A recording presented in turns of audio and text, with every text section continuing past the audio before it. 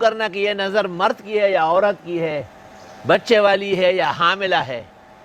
اس کے لیے بھی دنیا میں ماہرین آ گئے۔ اور وہ 3 چیزیں، ایک بیکان کے پتے، اور دوسرے ہرے مرچ ثابت، اور تیسرے پٹکڑی خاورائی، وہ تینوں چیزیں ایک ایسی عورت جو بڑی بوڑھی ہو، جس سے جنات بھی پناہ مانگتے ہو، کیسی تباہ و برباد ہو، بیوہ اور لنڈی بنڈی گنڈی، اس کو کہتے ہیں کہ ترور تلق نے دا نظر دیوہا وہی خواہ۔ سورہ فاتحہ اور سورۃ اخلاص پڑھتی ہے، اور درود شریف درود ابراہیمی، اور پھر یہ کہتی ہے کہ اپنوں کی نظر ہو یا پرایوں کی ہو، محبت کی ہو یا حسد کی ہو، اس کی نظر اتارتی۔ پھر وہ بیکان راستے میں ڈال لیتے ہیں تو اس آدمی کے پاؤں اس پر آ کر کے نظر ٹوٹ جاتی ہے، اور وہ مرچ جو ہے نا وہ آگ میں ڈال لیتے ہیں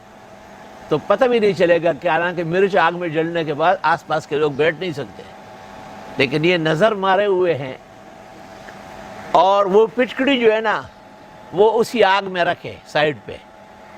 وہ پگھل جائے گی اور دوبارہ جم جائے گی۔ اب اس کو آرام سے نکال کے اس کو ایسا دیکھے، باقاعدہ نظر آ جائے گا کہ آدمی ہے، اس کی داڑھی بھی ہے، مولوی صاحب ہے، خاتون ہے، اس کے سر پر بڑے بڑے بال ہیں، اور دیکھے گود میں بچہ ہے، اور دیکھے کہ نہیں پیٹ بہت بڑا ہے، حاملہ ہے، کہ جن پر اتفاق ہو جاتا ہے پھر ان سے کہہ دیتے ہیں، یا وہ نہا وضو کر کے پانی دے، اور وہ جو جس کو نظر لگی ہے اس کو چینٹا دے دیتے یا نہلا دیتے،